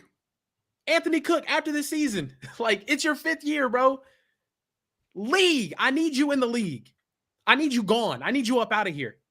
I need to bring in kids to develop and play in the league after 3 seasons, because that's what Alabama's doing. That's what Georgia's doing. That's what Oklahoma is doing. Bro, when Deion goes to the kids' homes, he literally is telling the kids, I'm looking for Sunday players. That's what He's matters. saying that at HBCU. Yeah. I'm looking for Sunday players. I'm not playing with y'all. Now, we understand the journey's going to be longer for others, but to your point, I'm glad you brought up Jatavian. We shouldn't be surprised that a guy that was the 13th ranked player overall in his class is playing well. Yeah. Why are we surprised? You shouldn't be. And that was the thing coming into the season too. I was like, hey, y'all really don't know. Y'all really don't know what Jatavian's about to do, man. Like, because like, I mean, just watching Jatavian, seeing him for years, talking to him. No, like he was about to tee up. But also for us as fans to have like on one hand, like we expect this team to play at a national championship level, but I think we kind of forget to have a national championship level team. All of these kids need to be getting the F up out of here. I'm sorry. They do. We haven't had a first round pick since Malcolm Brown. We haven't had an offensive first rounder since Vince Young. That needs to change this year. It does. We need to be a factory. We need to be putting kids out there year after year after year after year. And offensively, I think we're on the right track. We're recruiting like it. We have the scheme for it. We're developing them. But strength and conditioning can't slip up. Cannot slip up. You need to get them ready to play in the NFL. You do. Because at the end of the day, this is a pit stop. It is. For elite football players, this is a pit stop. As much as we care about the team success, for these kids, if it was you in the same position, what would you view college football as? Especially if I'm a top guy. Exactly. What are you viewing college football as? Right. I don't need you. Okay, this is like, oh, I'm going to college to have a fun time. And like, it's going to be a nice place to chill and get my degree. Like, okay, I get it. I respect it. Education is extremely important. If I'm an elite college football team, I am going there 3 years, want to get out of there, go get my bag in the NFL because I want to play football for a living. I want to be an NFL football player. That's where Ohio State is really having a lot of success, by the way, because their NIL stuff, kind of coming full circle to the discussion before we wrap, their NIL stuff is they're really big on, they have collectives too, but they're really big on taking care of the guy once they're there. And then kind of going through it and being transparent about it. They like we talked to some of the people that are involved in that process, and they're very open about it. The reason, but their selling point is what they've been doing in the draft, and they're calling it long money. We are pitching long money. Their pitch to Travion Henderson is long money. Their pitch to Jackson Smith and Jigba, Garrett Wilson. Like, Garrett Wilson was a success. Mm-hmm. He made the right decision. He made the right decision. 100%. He's now a multimillionaire. Mm-hmm. Got drafted exactly. It developed. They curated his game and his talent to fit exactly what his skill set provides. And he's now, in my opinion, probably the best wide receiver in this draft class. And he made the right decision. As upset as I am as a Texas fan that we didn't land him, everything that kid said is 100% true. These kids are everything stupid. He said from everything day one. He said. From day one of why he made the decision. Exactly. He said Texas doesn't develop wide receivers like that. You're right. We don't. We haven't. Last first round wide receiver was Roy Williams. First round guy? Yeah, I think that's our last first round wide receiver was Roy Williams. Yeah, I think it was Roy. Yeah. Yeah. Because Lyman Swede went the second round. Yeah. Yeah. It is what it is, man. At the end of the day, like, I just think as fans, the expectation needs to be these kids going to the league. And the fact that you hear players on the team, I'm not sure if it was what Morrow said or it was like Jordan Whittington talking about it, but there's kids on the team that don't care about going to the league. They don't care. They're chilling. They're doing the damn thing. No, I need that to be the goal. I need that to be the focus. I love the University of Texas just as much as you, just as much as everybody. I really do. And it's awesome when we have kids that love UT that much, right? But also, I want a roster full of kids that really just want to get to the league. And I want a staff full of coaches that really just want to get these kids to the league. That's what they're doing at Bama. That's what they're doing at Georgia. That's what they did at LSU the year that they won that championship. That's what they do. They recruit kids that are going to be playing in the National Football League. Guess what? If you're winning, because you're going to win, right? If that's your focus and you're serious and you're paying attention to what the league cares about, you're going to win. Yep. You'll fall in love with the school. Bingo.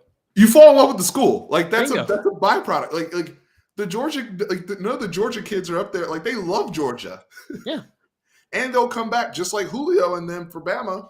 They will always come back and recruit on your behalf. Yep. And say, hey, this is what coach did for me. This is why I got what I got. This is why I have the life I have. Because they might turn down millions. When I put that work in. They might turn down millions to come back and develop for another year so they go higher. Like Devontae Smith did. He would have been a late first rounder. Early second rounder probably, if he would have came out. Comes back, he's like, yeah, I'm going to get this top 15 money. Okay. Wins the Heisman. You know what I mean? Rock the drums. Thank you for the super chat, man. No, we really appreciate it. Really, really appreciate it. No, we've got to get back in the business of when we get the top guys. Not everybody's going to work out, but I want to have, I don't want to have the ratio where it's, well, we had 5 or 6 people that didn't reach their potential, then Bijan reached his potential. Mm-hmm. And like, that's it. Like, I want more Bijans that are guys that are coming in here that it's like, okay, right away we kind of see or this person could develop. Now it's easier for a running back. I get it. But across the board, these other teams are figuring it out. Yeah. Also another thing too, I see a comment here. It's like you got to recruit the best talent out of high school first. You need to be recruiting players size-wise, speed-wise, schematic, like fit-wise, that can play in the NFL. Like Bama does. Why does Bama have so many first rounders? Are they recruiting 285-pound offensive linemen consistently that they don't bulk up? No, they get big bodies that are ready to play instantly as soon as they get up into the NFL. Are they recruiting small, undersized edges that just got that dog in them? Sometimes, if they're the best damn player in the country. But most of the time, it's a Will Anderson, a 6'5". You know what I mean? Like long arms. They fit the mold. They look like NFL players. They play like NFL players. They are NFL players. That's why they win championships. There's so many examples, man. Georgia right now is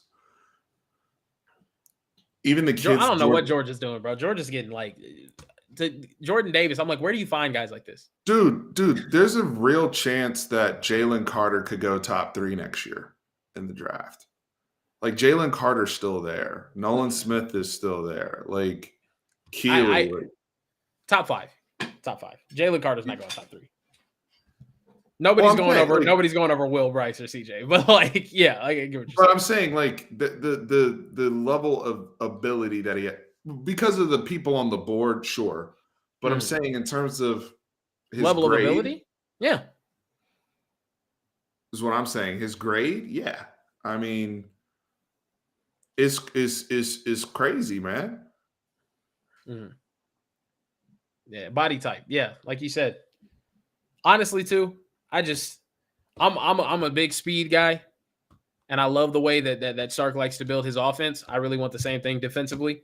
Size in the trenches, speed on the edges.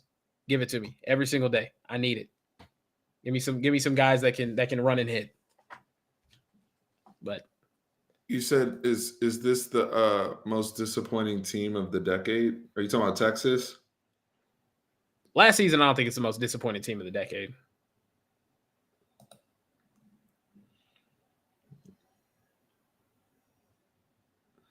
We're on the list. Right there with I'm gonna end it here. Right there with Miami. Oh my God. Oh my don't thank God they're not there. Bags. Miami spaces are crazy. I'll be honest with you. No, I'll be honest with you. I think the 2020 season was more disappointing. Easily. Than last year? Yeah, than last year. Last year was super disappointing. We lost to Kansas. I get it completely. But also, it was kind of like, okay, 2 weeks into the season, you're like, oh, what is this team really? 2020, you're talking about we're supposed to be the favorites to win the conference. Oklahoma's in their down year. Everybody seems like they're in their down year. We have a 4th-year starting quarterback, and he ends up not being even remotely close to what he was the previous 2 years. You don't even make the conference championship game in a year that it was supposed to be easy to walk there. That was our up here. That was our like, okay, we're here. We're here to do some things, you know? I thought 2020 was incredibly disappointing. Losing to TCU in the fashion that we did. Losing to Oklahoma. 2020 was disappointing. I do think in a different I think the reason why I'm not as disappointed as you are maybe is I really felt like they got set back with COVID more than a lot of other like we kind of lost our experience advantage with COVID because we had a whole new coaching staff outside of Tom Herman. Other than Tom Herman, like it was a new staff. So like the way the defense played at the end of the season, the defense was horrible against like Texas Tech, right? Like early in the season, like they were installing everything on Zoom and it was just madness. So like if they had continuity and staff with all the experience they brought back with the way the conference looked, then I would feel a little differently. I also think not playing LSU that year was a buzzkill, and what they were looking forward to doing out of conference. Yes, but my argument to this is you are the most experienced team. You're the one that's supposed to be good. Yes, you lost some continuity, but everybody else was dealing with these COVID restrictions as well. And to lose to Max Duggan a second year in a row, to lose against an Oklahoma team that had to bench their quarterback, and you went to 6 overtimes, and you weren't even really competitive in that game offensively until the fourth quarter when Sam just started going apeshit with his feet. Tough. Really tough. And then you have an opportunity to even salvage your season, make the conference championship against Iowa State at home. And you make one of the most boneheaded coaching decisions I've ever seen. And then your 4-year starting quarterback takes a terrible sack to make a 57-yard field goal the way that you keep the game going. When I'm talking about disappointment, I mean expectations. Last season, was our realistic expectation to go out there and win the Big 12? Not really. I don't think anybody would favor us over Oklahoma if you're looking at it objectively. Last season, no, but nobody had us winning 5 games, brother. The lowest number I heard was 7. Sure. That was the lowest number I heard. I don't think anybody thought we would lose to Kansas at home. I don't think anybody thought we would lose 6 straight games. I don't think anybody thought we were 6.5-point favorites against Arkansas. Yeah. Let's think about it though too, because I want to break down this season.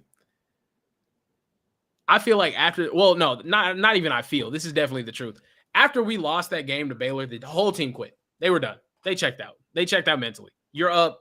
You're blowing the doors off of Oklahoma. Blow that lead, end up screwing it up, right? Tough. Really sucks. All right, next week we're going to come back. We're going to see them again, and this time we're not going to blow it. Go out there against Oklahoma State. Casey throws a pick 6 before halftime. Blow that lead, end up losing.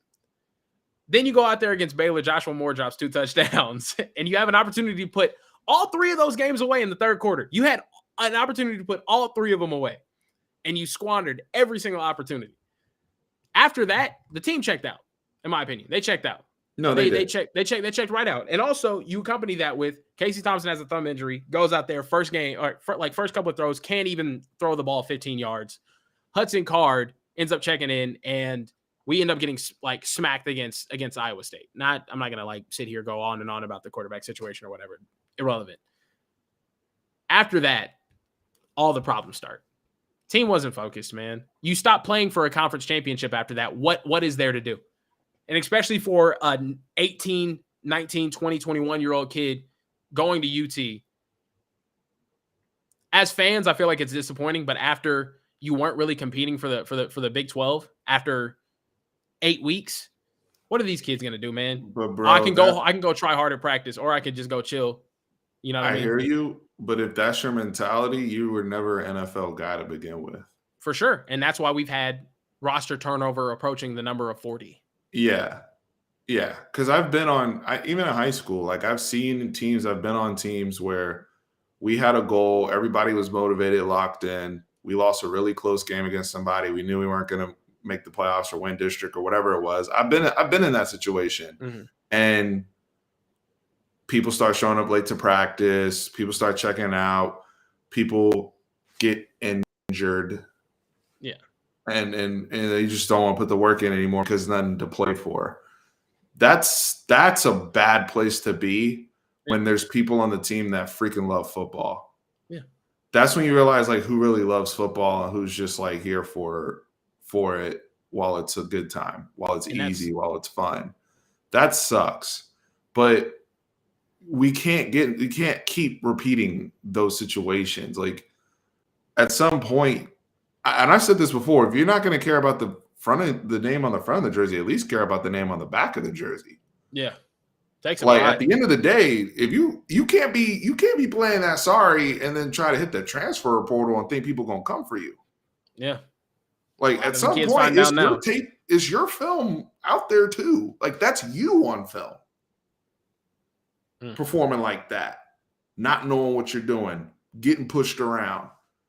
So, I mean, it's something to where I get it. Even teams in the NFL go through where they fall apart and they lose it and all that type of stuff. But at some point, there has to be a sense of, bro, I can't put this, we were talking about the NFL conversation, all these players, Deshaun, Coburn, even the older heads on the guys that are the older heads. I can't put any more bad tape out there. Period. or this tape I'm about to put out today is my future. Yeah. And if I don't look good or I look lost, there's not going to be any conversation about, am I a day 2 pick or a day 3 pick? Like that's not even a realistic conversation. Mm-hmm. You look at the people watch the draft. People were getting picked in the day 3 that were first team all conference. Yeah. Power 5.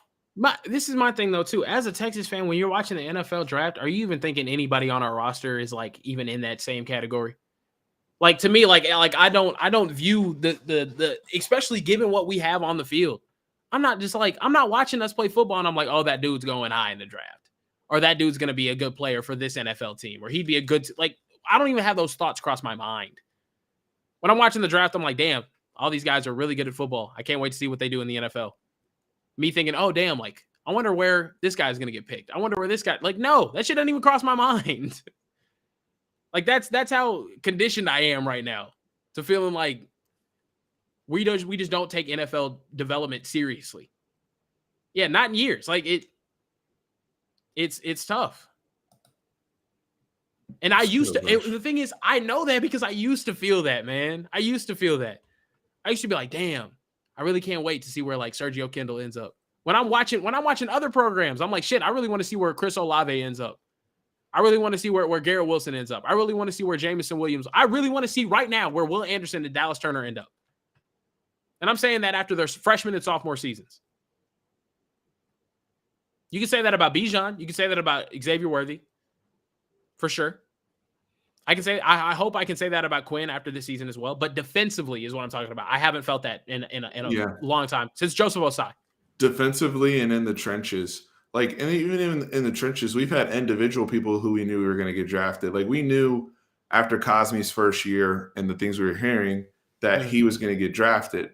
Now, Cosme, who is engaged and as powerful and as athletic as any tackle we've seen in a while, still goes in the second round because he has bad technique. And they're like, his film and his arms are a mess, right? Even though he's still winning his matchup, like that's the type of stuff where it's like those people need to go in the top 20 like they should be going. And then the guys, there's other guys on the roster, they can figure it out and then say, you know what, no more bad tape. Week to week, we're going to show some consistency. We can't be out here being like, oh, so-and-so should have got drafted because they had a good game against Bama. But then I don't see you for a month. Because you know that's going to happen. Brothers, see, you're not going to have a problem getting brothers up the week of practice for Bama. Mm-hmm. No. And then people are going to be, oh, well, look at his Bama tape. That's the NFL's problem. It's like, bro, I don't see you out here doing this week to week. Yeah, we were up OU, right? We were up to play OU, but when we took that trip to Ames, nobody's excited, right? Nobody's excited. When you go to take a trip to the team that knocked you out of playoff contention or out of like Big 12 contention last year, you're not excited to play. When you play the team in Waco, full of a bunch of kids that you were ranked higher than when you were in high school, you're not excited to show them that you're better. That's why, like in my opinion, like we still get hated on. Like y'all don't like. To me personally, that shit like really hurts when you know that these kids know how much shit everybody else talks. Everybody else talks year after year after year. Texas ain't this. Texas ain't that. Texas isn't gonna do this. Texas isn't gonna do that. Y'all don't take pride in that, man. Like you don't want to light their ass up on the field every single time you go out there. It's tough. It's tough. And granted, sometimes, man, I feel like some of the kids are really just not put in the right position. I feel like the kids actually did kind of play hard under Tom Herman. But to see the quit that we had in us last year was terrible. I never want to see that shit again. I'll be honest with you. And when I say stuff like calling like some of the kids losers, I don't want to call any kid a loser, obviously. You know what I mean? There's different situations and stuff. But that's a losing mentality. I'm sorry. Recording coaches on the bus and putting it on social media is a losing aspect. That you're a loser. You don't want to win.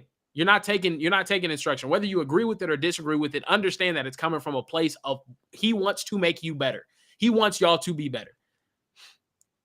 I'm glad we have guys in the locker room that are at least policing that stuff. and trying to clean it up. It's not going to be done overnight. It's not going to be completely done this year. You want it to continue to get better, especially as these freshmen come in here. You have these offensive line that are going to set the culture, good, bad, or indifferent. Are you guys going to come in and live up to the hype and be bad boys? Come in here and be bullies and say, you know what? Yeah, we want those reps, coach. We ain't going to stand in the back when it's time for somebody to get subbed out. No, I want that rep. No, let me get in and go head up with Justice Finkley. Bump that. I'm ready to go right now, coach. I'm not waiting. Oh, actually, it's so-and-so's turn to go in and get a couple snaps. That they literally fight like the pool stick scene from The Dark Knight at Bama for reps. Especially like when it's time for Dallas Turner to get a blow. Like people are fighting. Yeah. This is part of the reason why you sometimes hear about some big names that go there, like the Brockermeyers, and they kind of, oh, damn, they got passed. It's not a game. It's not a game, man. Sean Lewis talked about this too.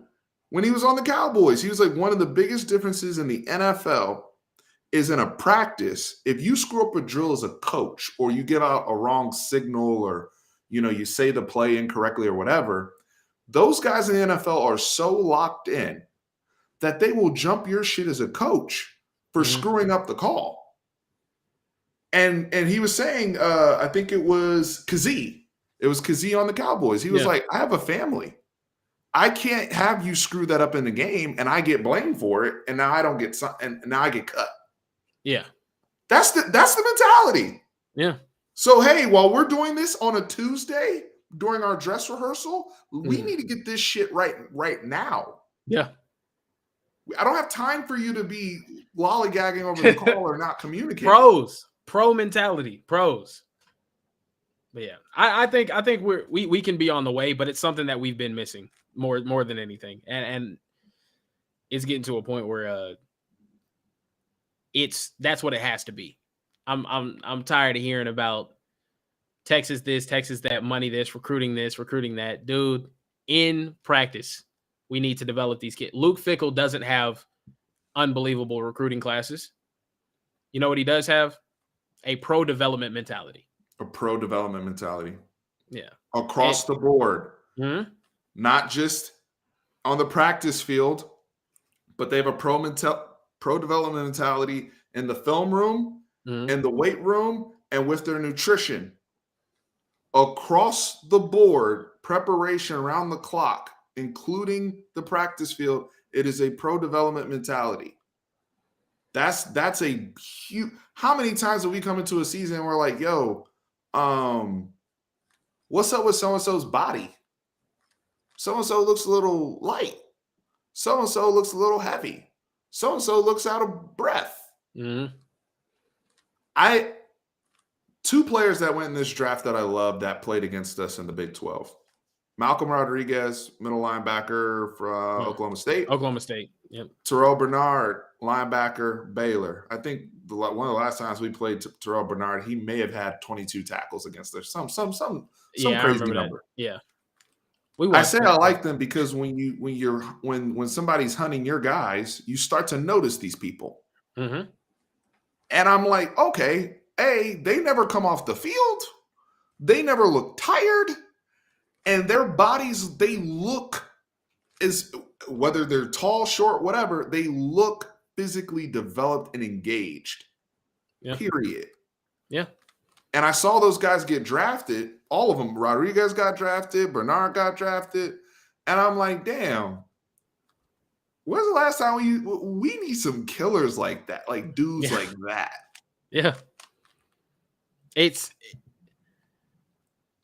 I don't know. It just watching. So last year, my biggest frustration was watching teams that continuously have less talented players coming out of high school, continuously develop better pro prospects than us, or more pro prospects than us. So Iowa, for example, I work with Lucy Sports Jokes on Twitter. Hilarious, phenomenal Iowa content. She's the best. Their offense under their defense under Phil Parker consistently produces good playmakers.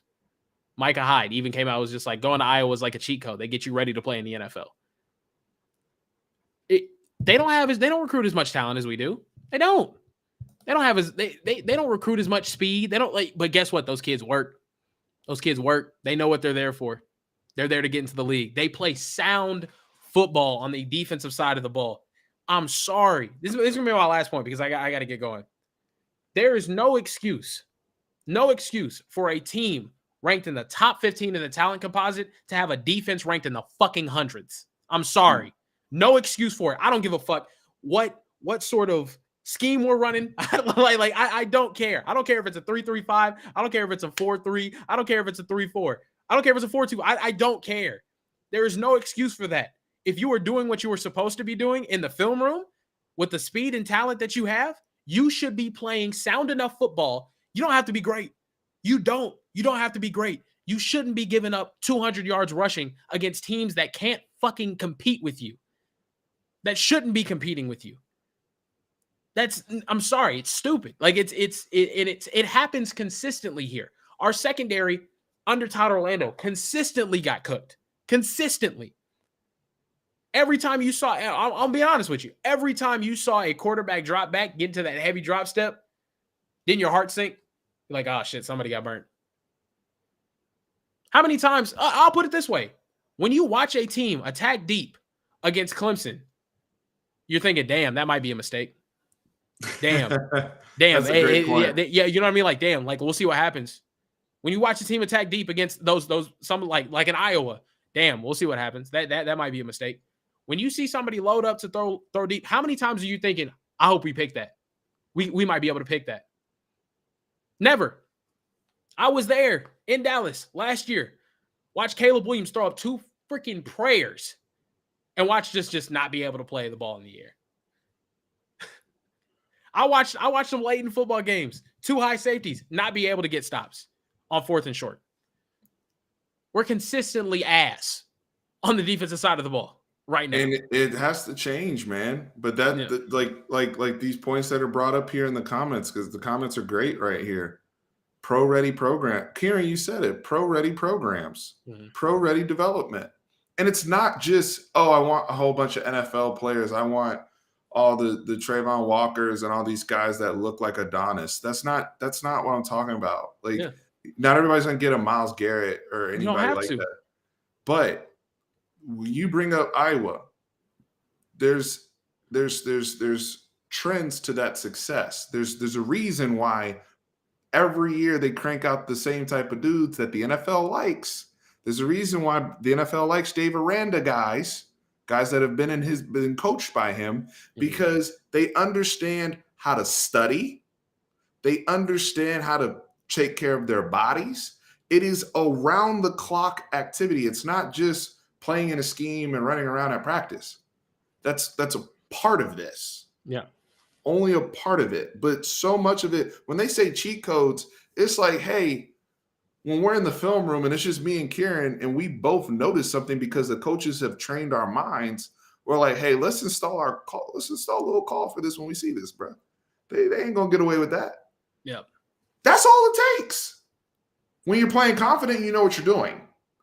Teach the teacher. You guys should be able to get on the board and map out, hey, if we see this look, what are we checking to?